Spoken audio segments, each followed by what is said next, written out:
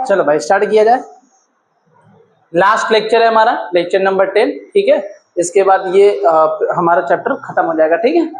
तो एनसीईआरटी में थोड़ा सा यहाँ पे एक टर्म दिया है, इधर सुनो, ट्विंस के बारे में। किसके बारे में यहाँ पे टर्म्स दिया है?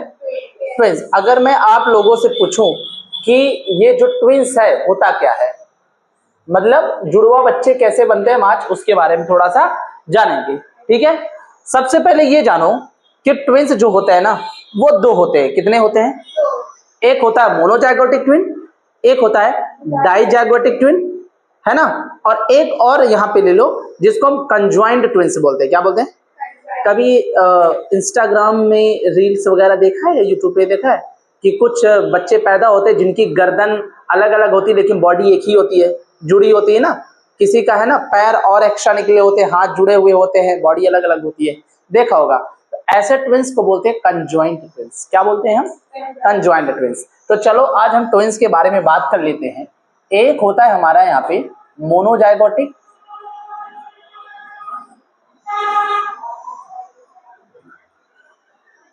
ठीक है, और दूसरा डाइजाइगोटिक।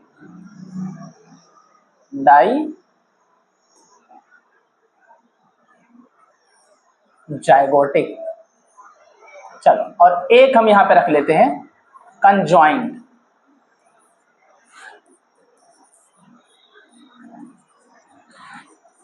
कंजॉइंट, ठीक है। यहां पे सुनो मेरी बात, यहां पे अगर मैं बात करूं कि मोनोजाइगोटिक ट्विंस क्या बनते हैं, जनरली सबको पता है। क्या मैंने बोला? अभी हम किसके बारे में बात करेंगे? अभी हम बात करेंगे मोनोजाइगोटिक ट्विंस के बारे में, ठीक है।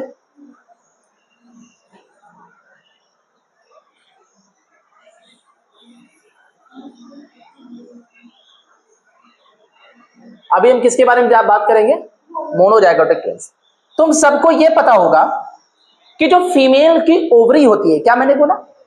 फीमेल की ओवरी में जब oogenesis होता है तो उससे अंडा यानी एग का फॉर्मेशन होता है। क्या होता है? सबको पता है ना, ह्यूमन रिप्रोडक्शन वाले चैप्टर में पढ़ाए होंगे। तो ओवरी से क्या निकलता है? अंडा निकलता है। और तुम्हें यह भी पता है कि ह्यूमन में, क्या मैंने बोला, जो ह्यूमन फीमेल होती है कितनी ओवरी होती है उनके पास? बताओ कितनी? दो होती है। कितनी होती है? हाँ, 1 पेयर ओवरी होती है। यहां पे ध्यान से सुनना, ये तुम्हें पता है, ये रिप्रोडक्टिव ऑर्गन है ना इसका, बोलो, ठीक है। या तो चलो मैं डायरेक्ट ओवरी बना लेता हूं। एक ओवरी ये यहां पे होती है ना, और एक ओवरी यहां पे होती है। ये मैंने क्या बनाया है? ये मैंने बनाया भैया ओवरी। क्या बनाया है? ये जो ओवरी होती है, ये ओवरी का, इस ओवरी का काम क्या होता है? एग का फॉर्मेशन करती है। क्या करती है? Egg formation. एग या कह लो ओवम, है ना। क्या करती है? इसका फॉर्मेशन करती है, राइट। इतना पता है ना सबको? बहुत अच्छी बात है। अब मुझे एक बात बताना, ये मान लो है क्या राइट ओवरी? क्या है? ऐसे है तो राइट होगी ना, ऐसे। ये क्या है? Right ovary. और ये क्या है? लेफ्ट ओवरी, ठीक है।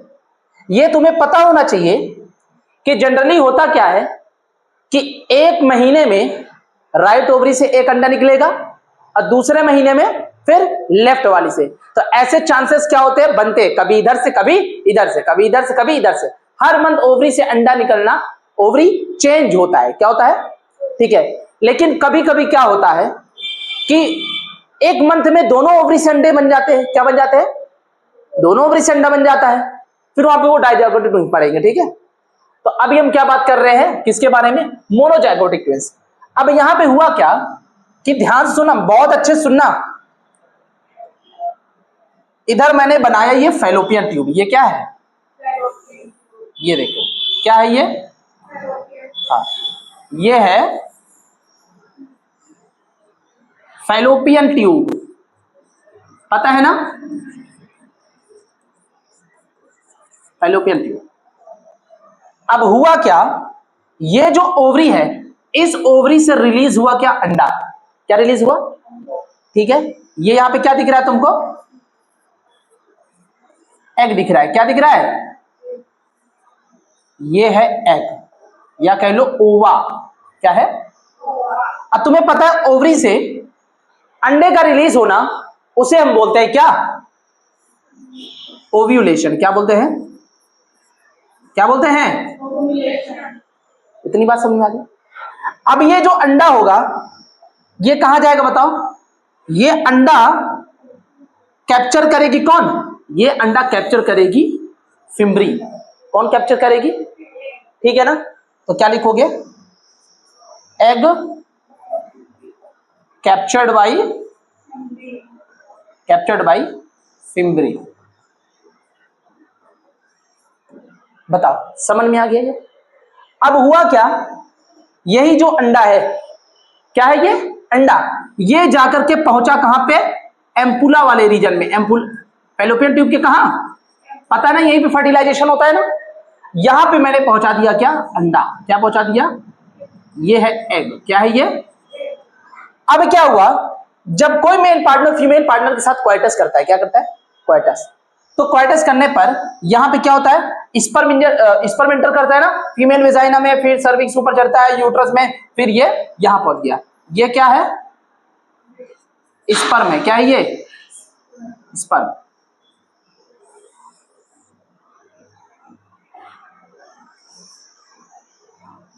ये देखो, ये क्या भैया, स्पर्म है। तो ये जो स्पर्म है, ओवम के साथ क्या हो चुका है, फर्टिलाइज। तो यहां पे मैं बना करके तुम्हें दिखा देता हूं। चलो नेक्स्ट पेज में मुड़ जाओ, नेक्स्ट पेज में ये देखो, ये क्या है अपन का, क्या ये, बोल नहीं रहे हो, ये है एग। अब इस एग का किसके साथ फ्यूजन हो रहा है बताओ, ये देखो, ये है स्पर्म। क्या है ना, क्या हो गया इनका, इनका करवा दिया अपन ने फ्यूजन, जिसको हम बोलते हैं क्या, फर्टिलाइजेशन। क्या बोलते हैं, क्या बोलते हैं, फर्टिलाइजेशन। अब इस फर्टिलाइजेशन से मुझे एक चीज बताना, कौन सा स्ट्रक्चर बनेगा, इस फर्टिलाइजेशन से बनेगा क्या, जाइगोट। क्या बनेगा, बहुत बढ़िया। तो यहां पे अपन ने क्या बना लिया, ये देखो,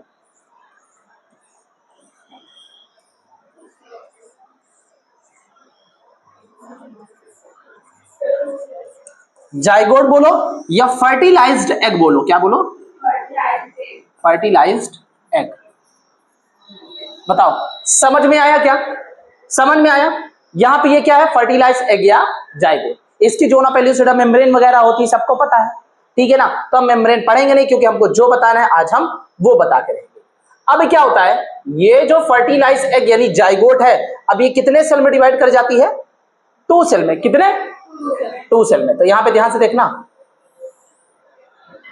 एक सेल ये अंदर दिखा और एक सेल ये क्या है, ये जाइगोट है ना, और ये कितने सेल में हो गई, 2 सेल स्टेज। क्या है, 2 सेल स्टेज। कितने, 2 सेल स्टेज। 2 सेल स्टेज से ये फिर क्या हो जाएगी बताओ, ये पहुंचेगी भैया 4 सेल स्टेज। क्या हो जाएगी, हाँ अच्छे समझना एकदम अच्छे से, 1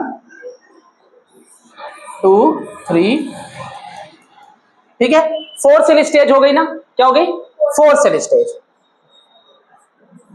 4 सेल स्टेज। और इसके अंदर जो सेल है, इसको हम क्या बोलते हैं, क्या बोलते हैं, इसके अंदर जो सेल, इसको हम बोलते हैं क्या, ब्लास्टोमियर्स। क्या बोलते हैं,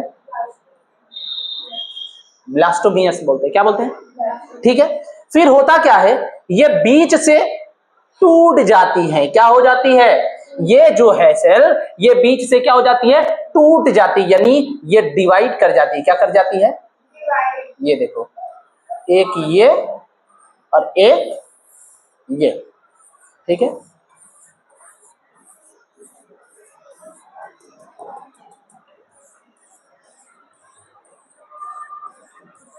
दिख रहा है, ठीक है। ये क्या हो चुकी है, ब्रेक हो गई। क्या हो गई भैया, यहां पे लिख लो, नहीं कहोगे मास्टर समझ नहीं आया, ठीक है। तो ये जो 4 सेल स्टेज है जिसको हम क्या बोलते हैं, इम्ब्रायो, क्या बोलते हैं, ये इम्ब्रायो क्या हो चुकी है, ब्रेक हो गई, क्या हो गई, ब्रेक इनटू 2 पार्ट, कितने पार्ट में, 2 पार्ट में। तो ये देखो ये क्या कर गई है, ये कर गई है बेटा ब्रेक, टूट गई है बीच से, क्या हो गई है, टूट गई ना। अब ये टूटने पर क्या हो गई, एक इम्ब्रायो ये बन गया, क्या हुआ, एक इम्ब्रायो ये बना और दूसरा इम्ब्रायो ये बना। समझ में आया, समझ में आ गया। फिर क्या होता है, फिर वही होता है जो मंजूर खुदा होता है, ठीक है। अब यहां पे क्या हुआ कि ये जो इम्ब्रायो है, ध्यान सुनना, एक ये इम्ब्रायो है ना, और एक ये दोनों क्या है, इम्ब्रायो है। फिर ये आगे जा करके, क्या मैंने बोला, ये आगे जा करके ये फीटस में कन्वर्ट हो जाएगा, किसमें, ठीक है ना। तो इससे जो है, इससे क्या बनेगा, इससे बनेगा फीटस,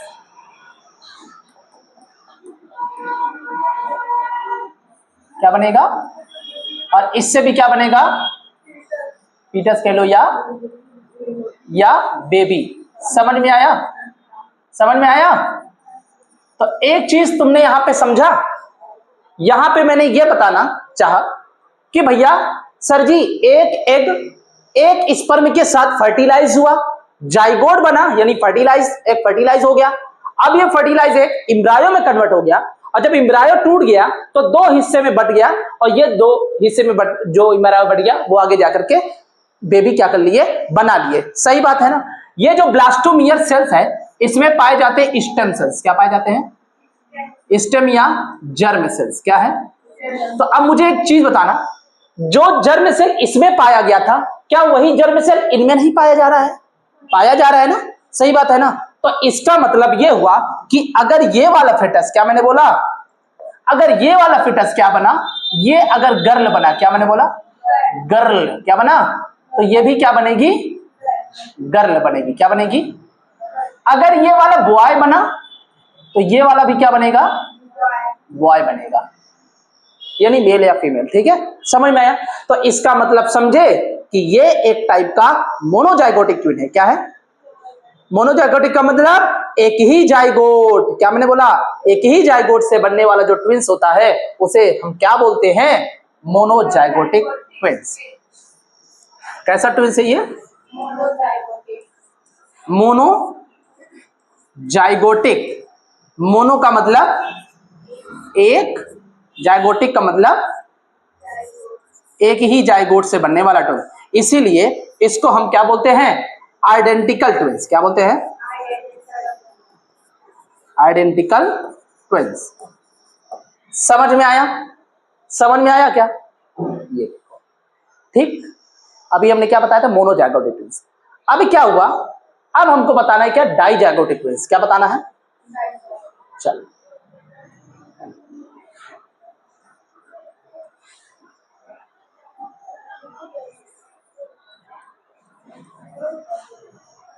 डाइजाइगोटिक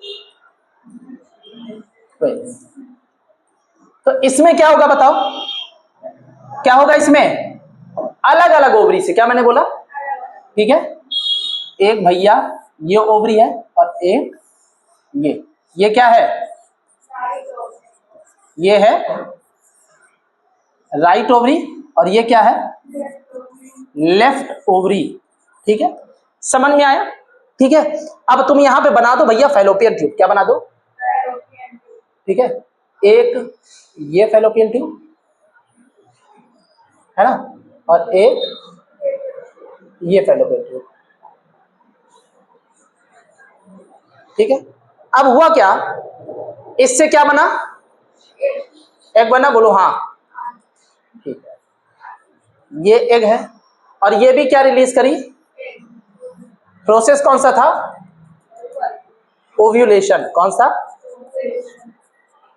तो अलग अलग ओवरी ने अलग अलग अंडे बनाए। अब ये कहां पहुंचेगा, एम्पुला में, कहां पहुंचेगा, ठीक है। क्या इससे आकर के फर्टिलाइजेशन नहीं करेगा स्पर्म? स्पर्म आएगा, इससे फ्यूज हो जाएगा ना, क्या हो जाएगा? फ्यूज हो जाएगा। तो यहां पे क्या हुआ कि इस फ्यूजन के दौरान, क्या मैंने बोला, इस फ्यूजन के दौरान जो है अलग अलग जाइगोट बने हैं, अलग अलग जाइगोट का क्या हुआ है? फर्टिलाइजेशन। तो इनका क्या हुआ? फर्टिलाइजेशन हुआ।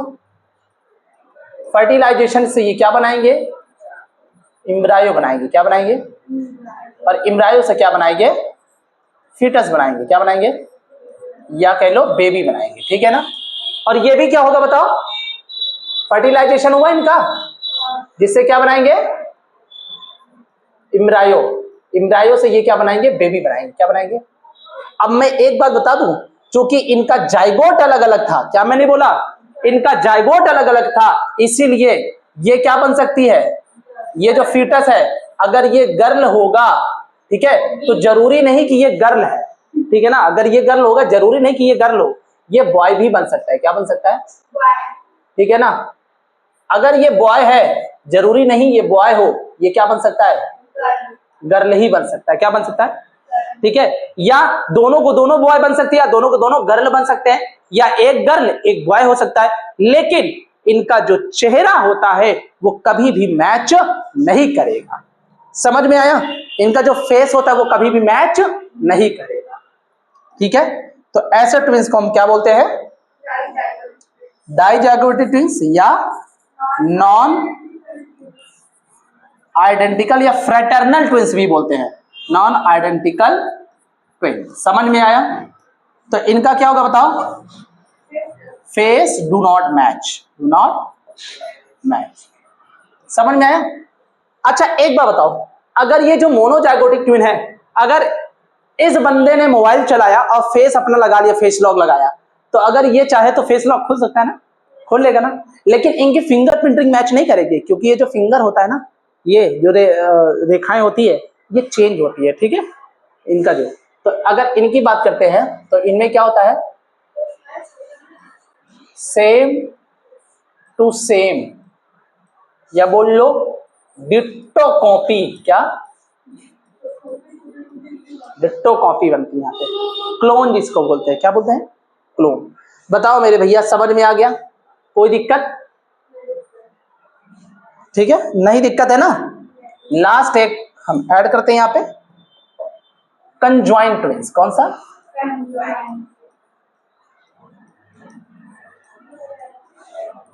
Conjoint twins. ध्यान से सुनना, कंजॉइंट ट्विंस कैसे बना। यहां पे तो वही तुमको पता है। क्या पता है बताओ? पहला स्टेप क्या था बताओ? एग का और स्पर्म का क्या हुआ? फ्यूजन हुआ। क्या हुआ? है ना? फिर इससे क्या बना? जाइगोट। जाइगोट बना। क्या बना? जाइगोट। ये मैंने बना दिया जाइगोट। ये क्या है? जाइगोट से ये क्या बनेगा? इम्ब्रायो। ये बन जाएगा मेरे बच्चों इम्ब्रायो। क्या बनेगा?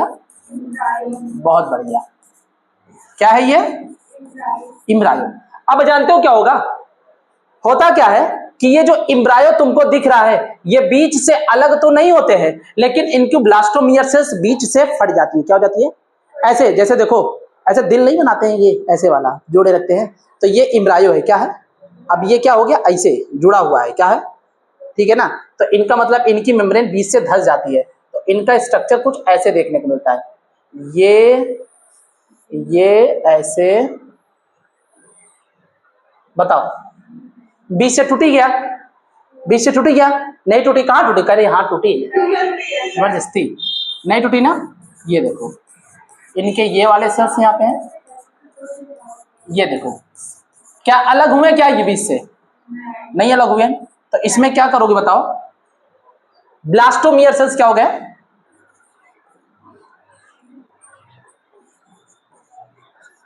Blastomeres taken out. क्या हो गए? बाहर आ गए।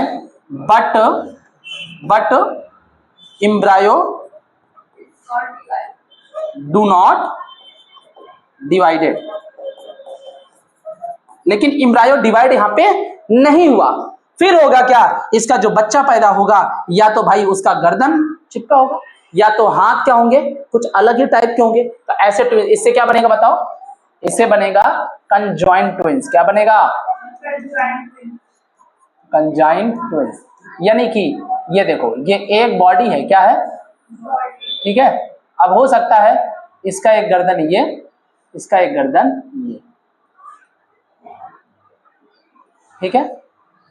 तो यहां पे क्या होगा, बॉडी आधे हिस्से में, क्या, आधे हिस्से में विभाजित रहती है। क्या रहती है, विभाजित यानी डिवाइड रहती है, बट अलग नहीं। क्या, अलग नहीं। तो ऐसे ट्विंस को क्या बोलोगे, कंजॉइंट ट्विंस। समझ में आ गया, किसी प्रकार की दिक्कत क्या, ठीक है। तो इसको जल्दी से देख लो फिर आगे बढ़ते हैं।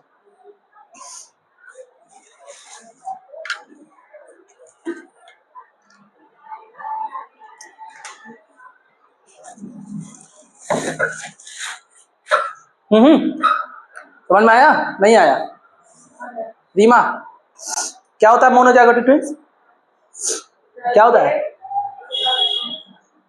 एक स्पर्म का, एक जायगोट जब दो में हिस्से में डिवाइड हो जाता है, उससे जो जो बच्चे बनते हैं वो होते हैं मोनोजाइगोट। ऐसे बताया करो, बेवकूफ मत बनाए ना हमको, ठीक है।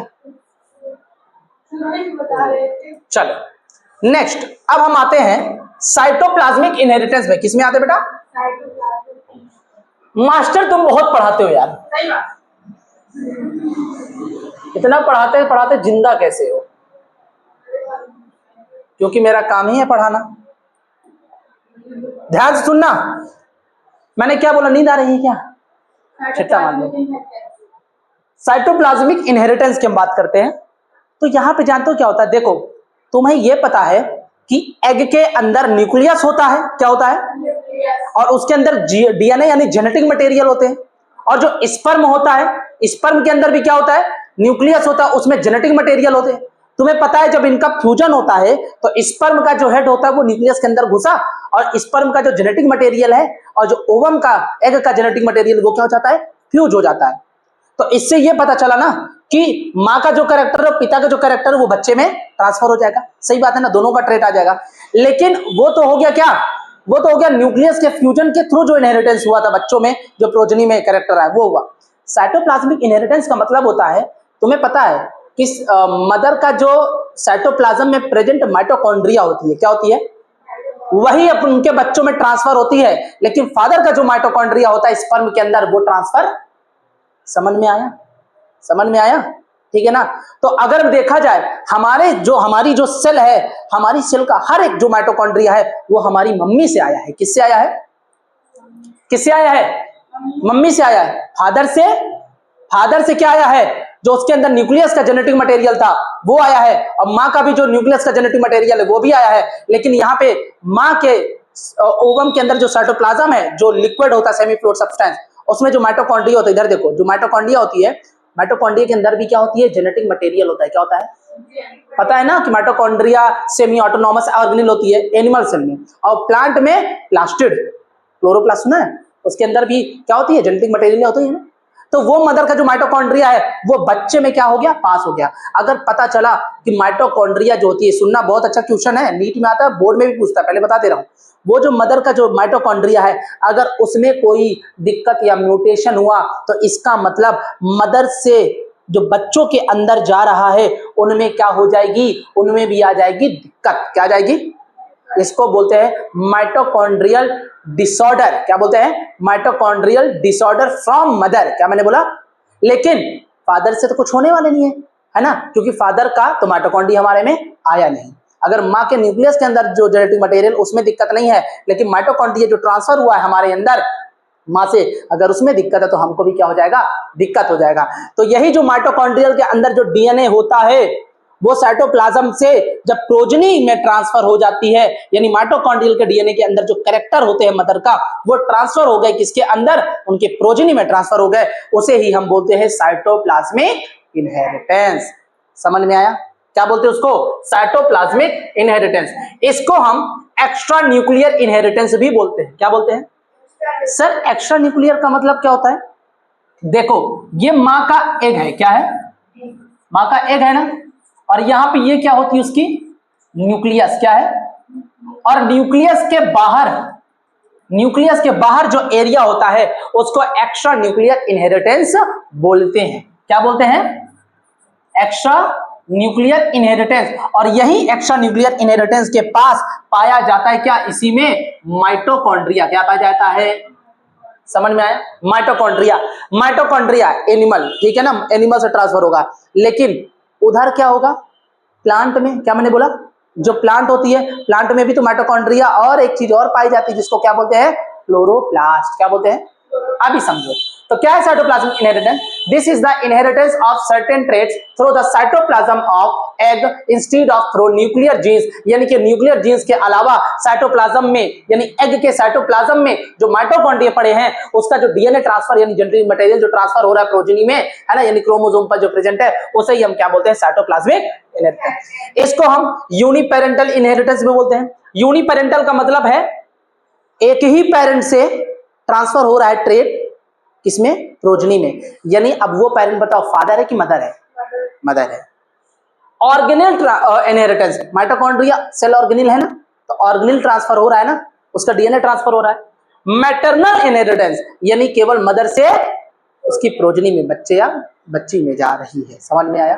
ठीक है ना। तो मुझे एक चीज बताओ, तुम्हारे अंदर जो माइटोकॉन्ड्रिया है वो माँ का है कि पिता का? मेरे अंदर जो माइटोकॉन्ड्रिया है वो माँ का है कि पिता का? हाँ, अब वो बाइंडरी फिजन करके वो क्या कर रही है? सेल में सेल डिवाइड करती जा रही है, लेकिन हमारा वो नहीं है। और मम्मी के अंदर जो माइटोकॉन्ड्रिया था वो उसकी मम्मी का था, उनकी मम्मी से उनकी मम्मी का था। तो ये क्या हो रहा है? ट्रांसफर हो रहा है ना। क्या लिखा है? ट्रांसमिशन। दूसरा क्या लिखा है? और transmission of character from parent to offspring through cytoplasm of contributing gamete. तो गेमेट कंट्रीब्यूशन से ये ऐसा होता है।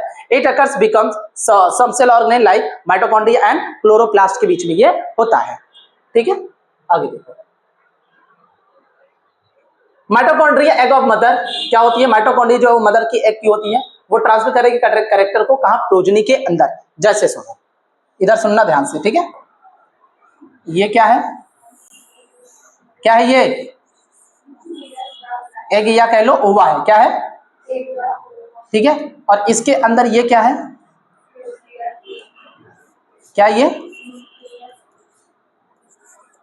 न्यूक्लियस। और इसके अंदर होता है जेनेटिक मटेरियल। क्या होता है?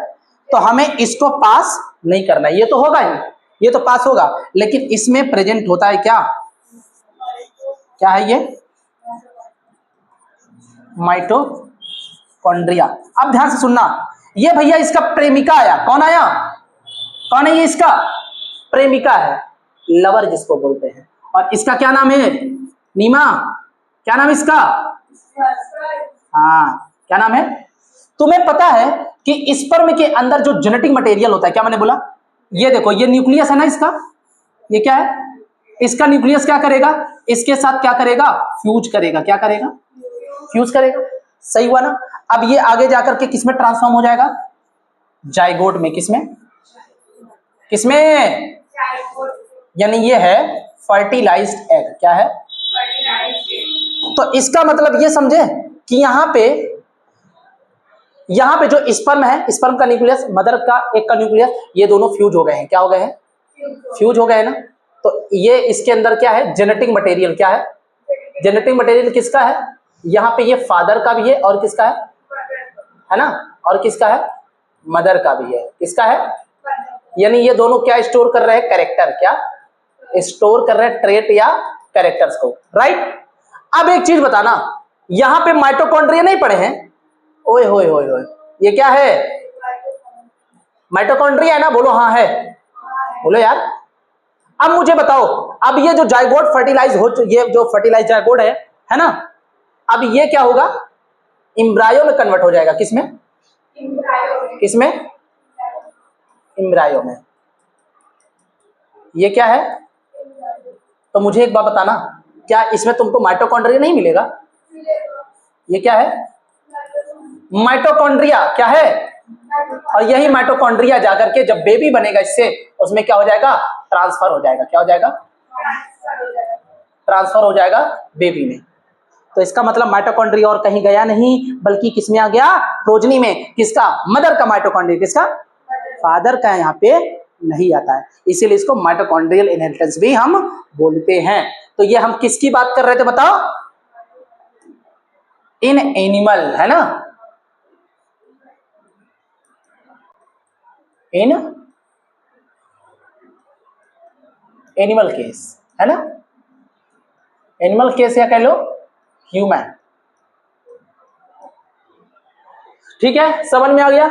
केस की स्पेलिंग क्या होती है,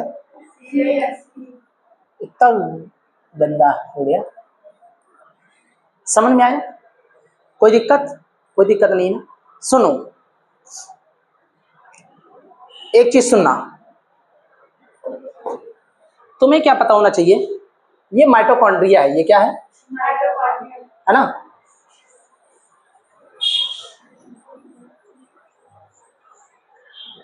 क्या है भैया ये, बहुत अच्छा। और तुम्हें पता है माइटोकॉन्ड्रिया डबल मेम्ब्रेन होती है, बोलो हाँ, और कैसे बोलो हाँ, बहुत बढ़िया। ये है इसकी, ये है क्या, आउटर मेम्ब्रेन, और ये क्या है, इनर मेम्ब्रेन। और इस इनर मेम्ब्रेन की होती है फोल्डिंग, जिसको हम क्या बोलते हैं, क्रिस्टी बोलते हैं ना। इसकी क्या हो रही है, फोल्डिंग, क्या हो रही है, और इस क्रिस्टी में ये जो प्लेस होता है इसको बोलते हैं मैट्रिक्स, क्या बोलते हैं। और इसी मैट्रिक्स में पाया जाता है क्या भैया, क्या क्या पाया जाता है, जेनेटिक मटेरियल, या कह लो माइटोकॉन्ड्रियल डीएनए। क्या पाया जाता है, माइटोकॉन्ड्रियल डीएनए, जो कि पास हो जाएगा किसमें, ठीक। तो अब एक चीज सुनना, यहां पे क्या लिखा है सुनना, ये अभी किसके केस की बात कर रहे हैं हम, ये ऊपर वाला जो है ना, ये है ह्यूमन केस, क्या,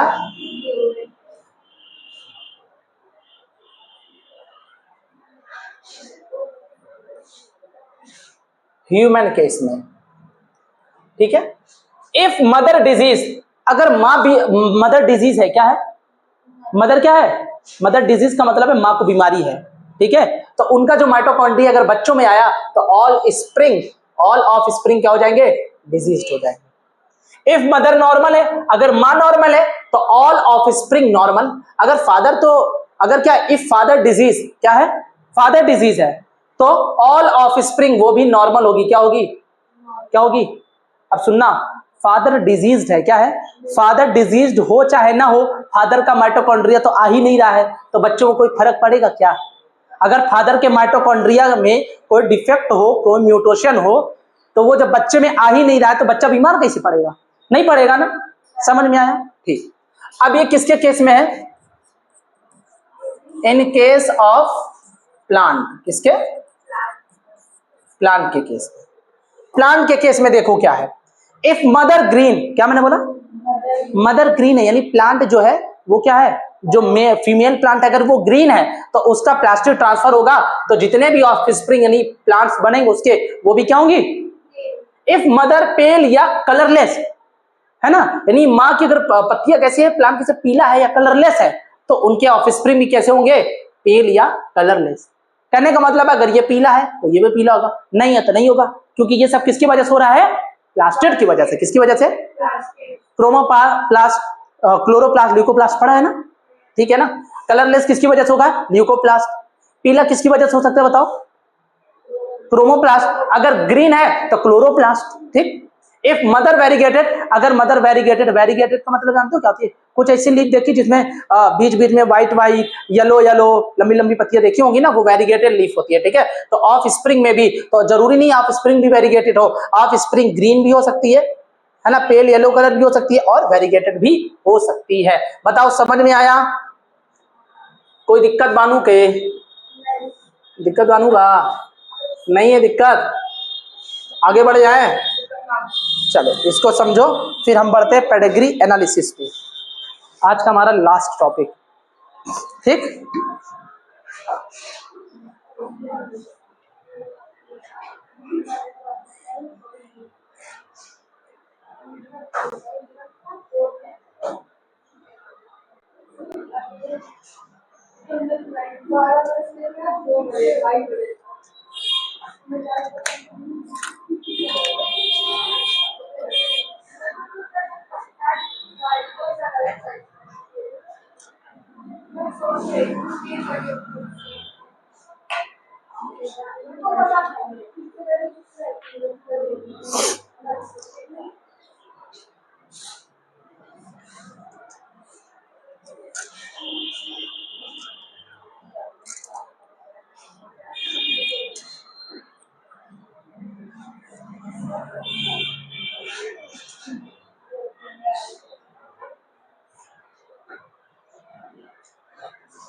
अब ये बताओ, ये चैप्टर खत्म होने के बाद क्या करोगे?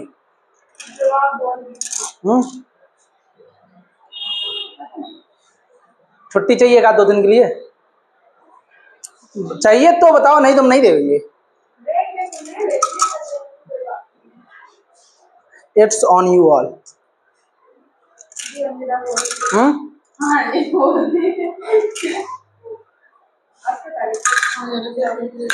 बताओ।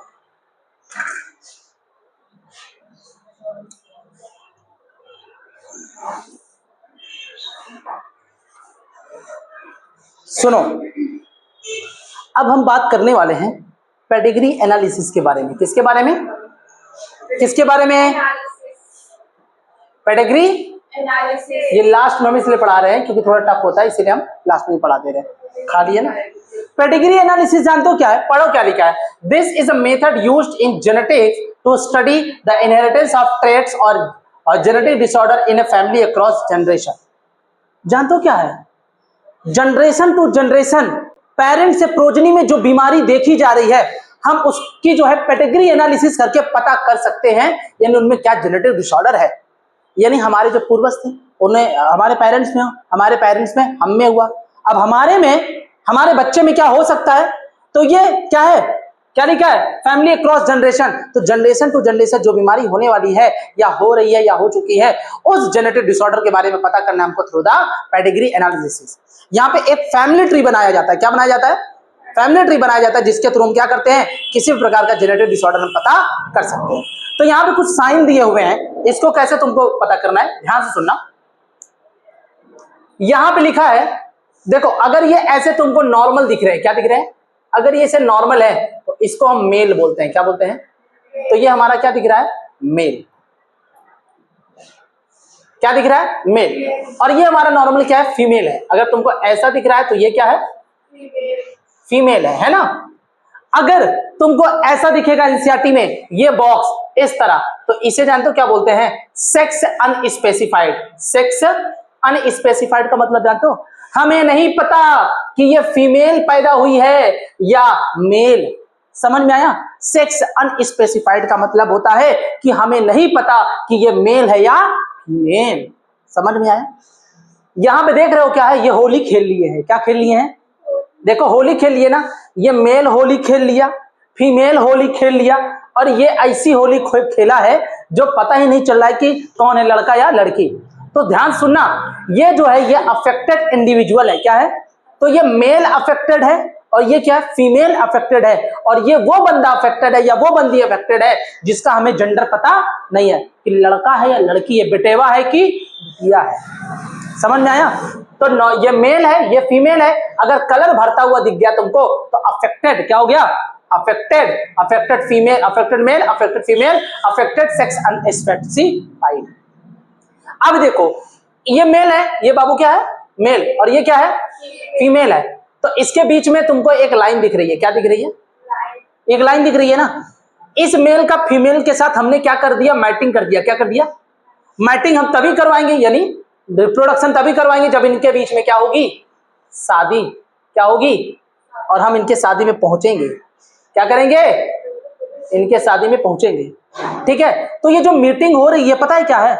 डिफरेंट जनरेशन के बीच में हो रही है। क्या हो रही है? यानी इनके बीच का कोई रिलेशन नहीं है ना? मेल और फीमेल के बीच में हमने मैटिंग करवाया शादी करवा करके, जिनके बीच में कोई भी रिलेशन नहीं है। ये पता चला दूसरे जनरेशन की है, ये पता चला दूसरे जनरेशन का है। ठीक है? लेकिन अगर ये डबल लाइन तुमको दिखा, ये मेल है ये फीमेल है और इसके बीच में तुमको कितने लाइन दिख रहे हैं, 1 और 2 डबल लाइन दिख रहे हैं, तो इनके बीच में भी हमने क्या कराया है, मीटिंग कराया है। और डबल लाइन से यह पहचानना कि मीटिंग जो है रिलेटिव्स के बीच में ही हुआ है। किसके बीच में, किसके बीच में, रिलेटिव्स के बीच में ही हुआ है, जिसको हम बोलते हैं कंसैगुनियस मीटिंग। क्या बोलते हैं, कंसैगुनियस मीटिंग बोलते हैं इसको। ठीक है, रिलेशन के बीच में हमने शादी करा दिया, ब्याह करा दिया, बच्चे पैदा हो गए इनके। ठीक है, अब इधर सुनो, ये ऊपर क्या है, मेल पेरेंट, ये क्या है, फीमेल पेरेंट। इनकी शादी करा दी है, शादी करने के बाद इनकी बच्ची पैदा हुई और इनका बच्चा पैदा हुआ, लड़का और लड़की पैदा हुआ। तो पेरेंट अबव और children below in order of birth left to right. ठीक है ना, समझ में आया। एंड ये मेल है ये फीमेल है, पेरेंट ऊपर दिख रहे हैं, मेल चाइल्ड अफेक्टेड। भैया मेल और फीमेल है, शादी किया गया तो इनका जो मेल बच्चा है वो क्या है, साला अफेक्टेड है। क्या है, मेल चाइल्ड क्या अफेक्टेड, यानी इसको बीमारी है। क्या है, बीमारी है। और ये जानते हो क्या है, ये जो तुमको ऐसे करके दिया है ना, ऐसे ऐसे ऐसे ऐसे 5, ये पता क्या है, 5 प्रोजनी। क्या मैंने बोला, 5 बच्चे जो क्या है बताओ, अनअफेक्टेड है। क्या है, मतलब 5 बच्चे पैदा हुए होंगे जो कि अनअफेक्टेड है, मतलब कोई भी बीमारी नहीं है।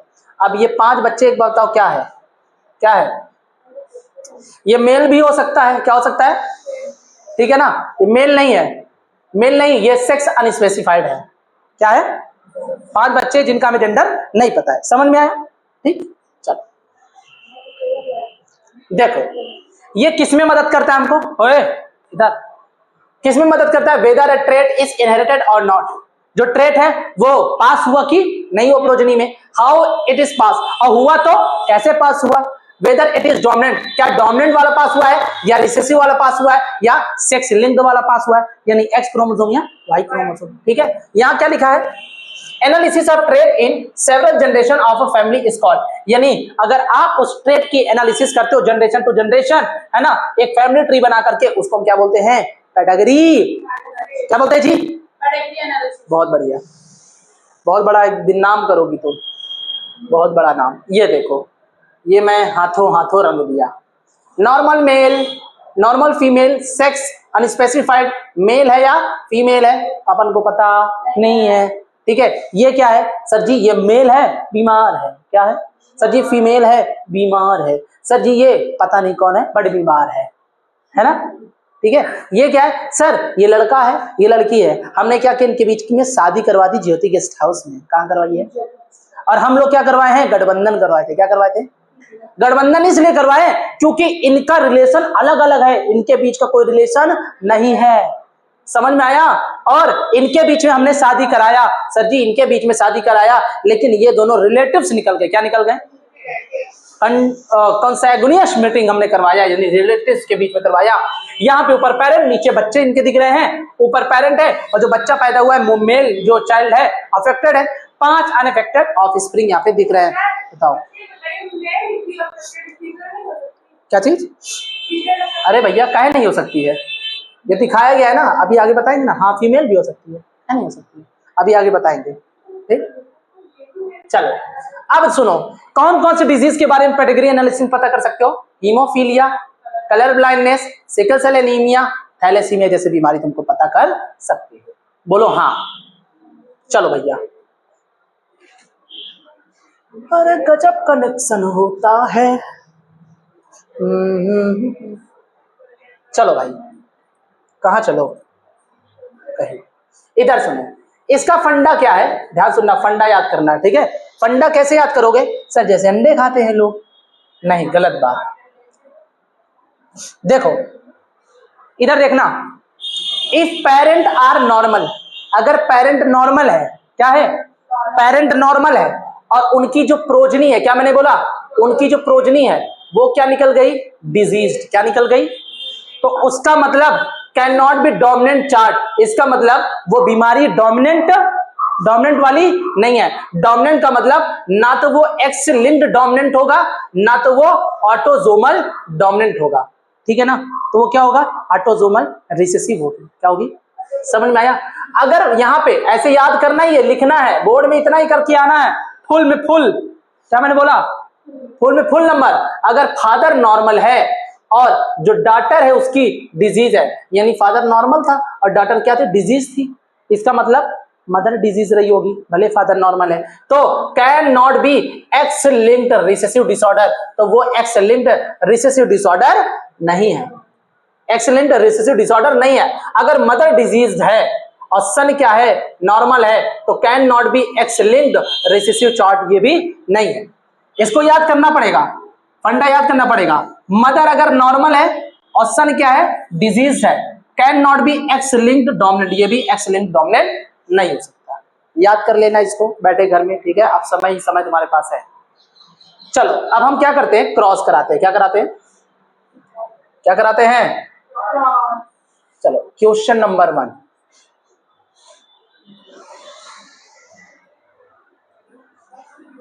इधर देखो, ये क्या है, ये क्या है, मेल है, और ये क्या है, फीमेल है। दोनों क्या बीमारी है क्या, नहीं है। इनकी जब शादी कराई गई तो 1 2 3 4 सॉरी 1 2 3 4 5 कितनी प्रोजनी आई है यहाँ पे, 5 प्रोजनी आई है ना। तो इसका मतलब ये कौन सा है, जनरेशन 2 है। क्या है, और ये क्या था, जनरेशन, फर्स्ट जनरेशन थी ना, पेरेंट्स था ना, अब ये जनरेशन 2 बना। शादी इनके बीच में कराया गया तो इनमें जानते हो क्या हुआ, क्या हुआ, मेल, क्या मेल अफेक्टेड है, और क्या अफेक्टेड है, फीमेल भी अफेक्टेड है। क्या अफेक्टेड है, फीमेल अफेक्टेड है, ठीक है ना। और जब हमने ये जो अनअफेक्टेड फीमेल की शादी अनअफेक्टेड मेल के साथ कराया तो देखा गया यहाँ पे मेल अफेक्टेड है। तो यहाँ पे तुमको क्या दिख रहा है, मेल क्या दिख रहा है यहाँ पे, वो अफेक्टेड है। देखो जनरेशन, एक काम करो कि जनरेशन 1 जनरेशन 2, ये जनरेशन नहीं, एक काम करो इसको जनरेशन 1 मत मानो, इसको जनरेशन 1 मानो और इसको जनरेशन 2, वो तो पेरेंट्स होगा, ठीक है। तो यहाँ पे जनरेशन 1 में देखो मेल अफेक्टेड है, 2 में भी क्या है, मेल अफेक्टेड है। इसका मतलब ये डोमिनेंट चार्ट नहीं है, एक्स लिंक्ड रिसेसिव भी नहीं है, ठीक है। तो ये क्या बताओ, ऑटोसोमल रिसेसिव है। क्या है, समझ में आया? क्या है यहाँ पे, फादर क्या है, नॉर्मल, मदर भी क्या है, नॉर्मल। इधर देखो कि कहां लिखा, पेरेंट्स आर नॉर्मल, देखो पेरेंट्स नॉर्मल है ना, तो ये डोमिनेंट नहीं है ना, दिख रहा है ना। इसका मतलब कौन सा है, ऑटोसोमल रिसेसिव है। अब ये वाला भी देखो, ठीक है। इसको तुम बोर्ड में कर भी सकती हो, नहीं भी कर सकती हो, it's depend on you. Question 2 में देखो, नॉर्मल फादर है, नॉर्मल मदर है, कोई दिक्कत है क्या, नहीं। फीमेल यहाँ पे जो बच्ची आई है अफेक्टेड हो गई ना, ये जनरेशन क्या है, 1 है।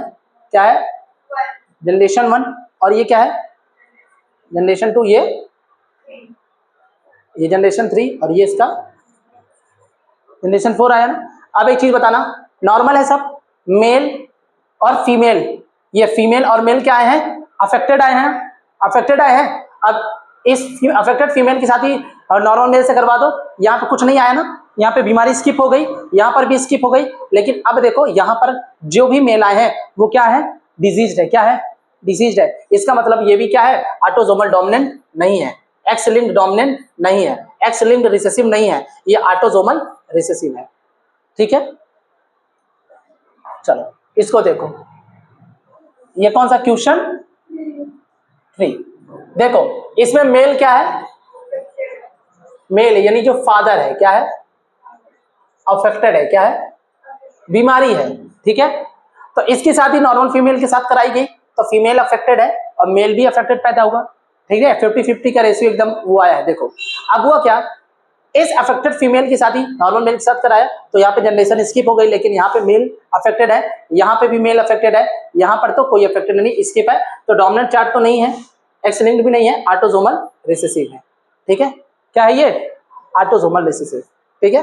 इसको देख लेना, नहीं इतना कोई जरूरी नहीं करने को। ये एनसीईआरटी का डायग्राम है भाई साहब, ये क्रॉस किया गया तो ये भी तुम्हारा ऑटोसोमल डोमिनेंट का। एनसीईआरटी में जो डायग्राम है वो पूछ सकता है कि जो उसमें डायग्राम बना हुआ है ना, वो ऑटोसोमल डोमिनेंट का है, और जो दूसरा वाला डायग्राम है वो किसका है, ऑटोसोमल रिसेसिव। तो पहला डायग्राम ये वाला दिया है, दूसरा ये वाला, समझ में आएगा भैया, ठीक है। तो ये तुम्हारा यहाँ पे क्या होता है भैया, थैंक यू सो मच, बहुत बहुत धन्यवाद। हमारा यहाँ पे ये जो है, यहाँ पे चैप्टर क्या खत्म, क्या होता है, यहाँ पे चैप्टर होता है मेरे भैया फिनिश, ठीक है। अब क्या करना है, इसको घर जा करके डायरेक्ट पढ़ना है।